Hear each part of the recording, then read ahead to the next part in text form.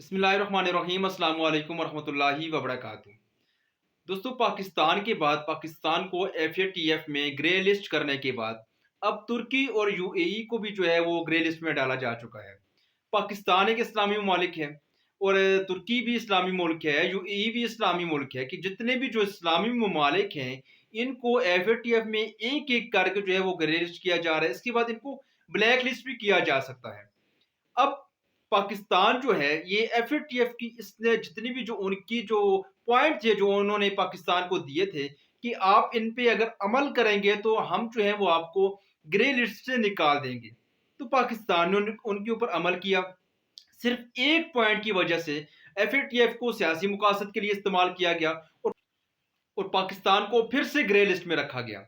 अब जब पाकिस्तान को ग्रे लिस्ट में किया गया तो उस दौरान हमारे कुछ दोस्त ममालिक जो हैं, हमारे जो इर्द गिर्द जो कुछ अरब ममालिक दोस्त ममालिक जो हैं, इन्होंने पाकिस्तान के खिलाफ जो है इस साजिश का हिस्सा दिया, इस साजिश का इन्होंने साथ दिया कि पाकिस्तान को ग्रे लिस्ट जो है वो एफएटीएफ में ग्रे लिस्ट किया जाए।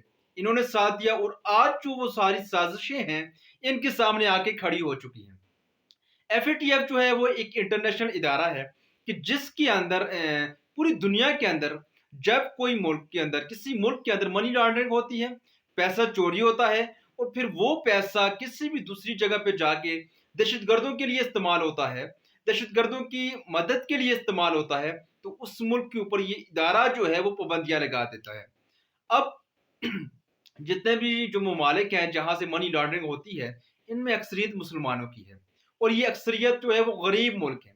जिन ममालिक के अंदर से मनी लॉन्ड्रिंग होती है उन ममालिक का जो पैसा है ये पड़ा है बरतानिया के अंदर, अमेरिका के अंदर, लंदन के अंदर, इनकी बैंकों में पड़ा है मनी लॉन्ड्रिंग का पैसा।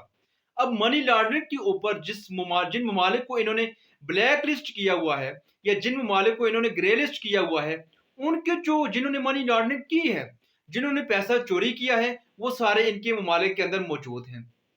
अब अगर इन्होंने इसी चीज के ऊपर जो है वो किसी भी मुल्क को ग्रे लिस्ट करना है तो सबसे पहले बरतानिया को ग्रे लिस्ट किया जाए, क्योंकि जिस वजह से पाकिस्तान को ग्रे लिस्ट में रखा गया है कि पाकिस्तान ने मनी लॉन्ड्रिंग के खिलाफ मुजरिम को जो है वो सजा नहीं दी। पाकिस्तान ने नवाज शरीफ को 10 साल की कैद भी सुनाई और उसके ऊपर जुर्माना भी हो चुका है। अब ये जो मुजरिम है जिसने मनी लॉन्ड्रिंग की है ये यहाँ से भाग के चला गया बरतानिया।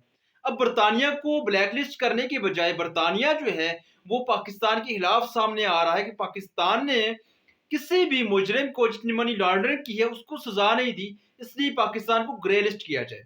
ठीक है, पाकिस्तान को आपने ग्रे लिस्ट कर दिया, आप किसी भी दूसरे ममालिक जो इस्लामी ममालिक हैं आप उनको भी ग्रे लिस्ट कर लेंगे, आपकी बात ठीक है, जायजा हो गया सब कुछ।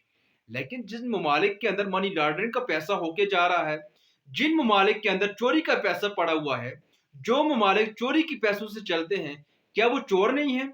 क्या वो चोरी में बराबर के शरीक नहीं है? क्या बरतानिया को ब्लैक लिस्ट करना जो है वो गलत होगा कि जिसके अंदर जो है वो नवाज शरीफ जो है वो करप्ट एक ऐसा शख्स बैठा हुआ है जिसकी वजह से पाकिस्तान को ग्रे लिस्ट किया गया। पाकिस्तान ने तो उसको सजा दी है। अब इलाज के बहाने इंसानी हमदर्दी की बिना पे अगर हुकूमत से या किसी भी इदारे से ये गलती हो गई है कि उसको बाहर भेजा है तो अब बरतानिया का काम है। जिस शख्स की मनी लॉन्ड्रिंग की वजह से आप पाकिस्तान को ग्रे लिस्ट कर रहे हैं वो शख्स आपके अपने मुल्क के अंदर बैठा है। जिस पैसे के ऊपर आप जो है ये सारी तहकीक कर रहे हैं, जो भी आप कर रहे हैं, जो साजिश आप कर रहे हैं, पैसा आपने पाकिस्तान को दिया कर्ज की मद में, कर्ज का पैसा नवाज शरीफ ने चोरी किया और वो फिर वापस आपके पास लेके जा चुका है। आप उसको पकड़ें, आप जिन ममालिक के अंदर मनी लॉन्ड्रिंग का पैसा जाता है आप उनको पकड़ें और फिर आप उनके साथ आप जो भी सलूक करें। लेकिन इस तरह से किसी भी इंटरनेशनल इदारे को सियासी मुकासद के लिए इस्तेमाल करना इंतहाई जो है वो घटिया हरकत है। लेकिन देखिए इनका तो काम है, जो भी ये करेंगे, सियासत है, पूरी दुनिया के अंदर जो है एक सियासत चलती है, तो इस तरह से ये भी उस सियासत में जो है वो हिस्सा भी बन रहे हैं, उसका इस्तेमाल भी कर रहे हैं, जितना इनसे हो सकता है ये इस्लामी ममालिक को दबाव में लाने के लिए कुछ भी कर रहे हैं। अब आप ओआईसी को आप देख लें, ओआईसी के मुकाबले में बनी हुई है जी इधर अक़वाम मुत्तहिदा।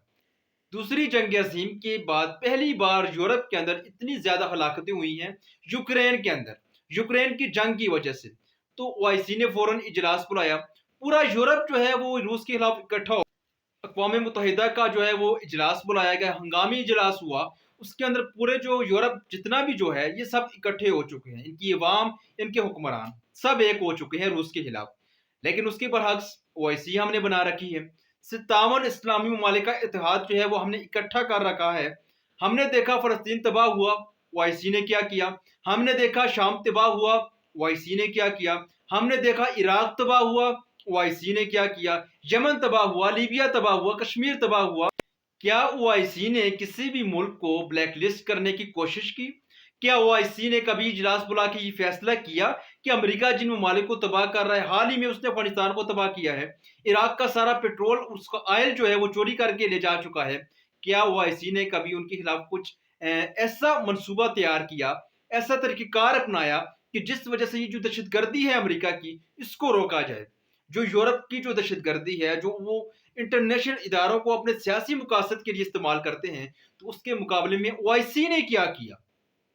آپ کو نہیں لگتا کہ سعودی عرب جو ہے وہ مسلم امہ کو لیڈ کرنے کے قابل نہیں ہے؟ سعودی عرب کے اندر وہ خصوصیات ہی نہیں ہے کہ وہ مسلم امہ کو لیڈ کر سکے۔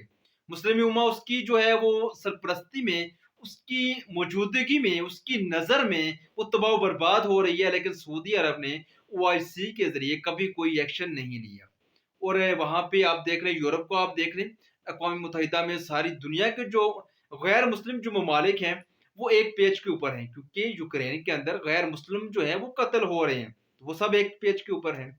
FATF کو بھی وہ اپنے سیاسی مقاصد کے لیے استعمال کرتے ہیں، اقوام متحدہ کو بھی وہ اپنے سیاسی مقاصد کے لیے استعمال کرتے ہیں، انسانی حقوق کی جتنی بھی تنظیمیں ہیں ان کو اپنے سیاسی مقاصد کے لیے یہ استعمال کرتے ہیں۔ اور OIC جو ہے، یہ جو مسلمان جو ہیں ان کی ہر سازش کا حصہ بن چکے ہیں۔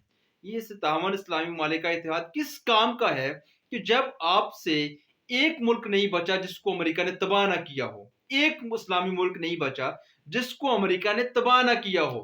پاکستان کے اندر بھی انہوں نے دہشت گردی جو ہے وہ کی ہے، ان کا بس نہیں چلتا، ورنہ وہ پاکستان کے اوپر ڈائریکٹ وہ حملہ کر دیں، ان کا بس نہیں چلتا، کیونکہ پاکستان ان کی ہر سازش کا، ان کے ہر حملے کا، ان کی ہر جنگ کا مقابلہ کرنے کے لیے تیار ہے، اور پاکستان کی اتنی قابلیت۔ اب ترکی اور UAE کو انہوں نے FATF میں گرے لسٹ کر دیا ہے۔ اگر یہ آزاد ایک انٹرنیشنل ادارہ ہے تو کیا ان کا کام نہیں ہے کہ برطانیہ کو سب سے پہلے یہ بلیک لسٹ کریں کہ جس کے اندر دنیا جہاں کا کرپٹ جو کالا دھن ہے یہ برطانیہ کے اندر پڑا ہے؟ UAE کو انہوں نے اس لیے بلیک لسٹ کرنا چاہ رہے ہیں، اس کو اس لیے انہوں نے گرے لسٹ کیا ہے کیونکہ UAE کے اندر بھی جو ہے وہ منی لانڈرنگ کا پیسہ وہاں پر بھی موجود ہے۔ تو برطانیہ میں UAE سے زیادہ پیسہ جو ہے وہ منی لانڈرنگ کا برطانیہ کے اندر موجود ہے۔ تو کیا FATF کا کام نہیں ہے کہ وہ برطانیہ کو بلیک لسٹ کریں، وہ امریکہ کو بلیک لسٹ کرے جس نے پوری دنیا میں دہشت گردی پھیلا رکھی ہے؟ لیکن نہیں، یہ ایک سیاسی ادارہ ہے، سیاسی مقاصد کے لیے استعمال ہوتا ہے۔ لیکن اب پاکستان کو یہ سوچنا چاہیے، وزیر اعظم عمران خان کو اور قمر جاوید باجوہ کا یہ کام ہے کہ وہ یہ سوچے کہ کس طرح سے OIC کو مسلمانوں کے سیاسی مقاصد کے لیے، مسلمانوں کو تحفظ دینے کے لیے اس کو استعمال میں لے کے آنا ہے۔ اگر تو سعودی عرب OIC کو مزید چلانے کا اہل نہیں ہے، اگر سعودی عرب سے کوئی آزاد فیصلے نہیں ہو سکتے، اگر سعودی عرب مسلمانوں کا تحفظ نہیں کر سکتا، تو پھر OIC کا اجلاس پاکستان میں ہونا نہیں چاہیے، بلکہ OIC کو لیڈ کرنے والا ہی پاکستان ہونا چاہیے۔ پاکستان کے اندر وہ قابلیت ہے کہ پاکستان ان تمام سیاسی صورتحال میں جو انٹرنیشنل سطح پہ ایک سیاسی جنگ چھڑی ہوئی ہے، جس کو اقوام متحدہ جو ہے وہ یورپ کے مفاد کے لیے استعمال کرتا ہے، اس لیے OIC یا اس طرح کے ادارے جو ہیں وہ مسلمانوں کے تحفظ کے استعمال میں لے کے آنے کے لیے ضروری ہیں۔ اگر آپ ان چیزوں کو اگنور کریں گے تو ایک ایک کر کے تمام اسلامی ممالک کو جو ہے وہ گرے لسٹ کیا جائے گا، اس کے بعد ان کو بلیک لسٹ کیا جائے گا۔ اور یورپ جو ہے وہ اس خطے کا محتاج ہے، ان کے پاس کھانے پینے لگانے کا سارا سامان جو ہے وہ اس خطے کے اندر سے جاتا ہے، ان کی آئل گیس پانی جتنا بھی جو ہے یہ اس خطے کے اندر سے جاتا ہے۔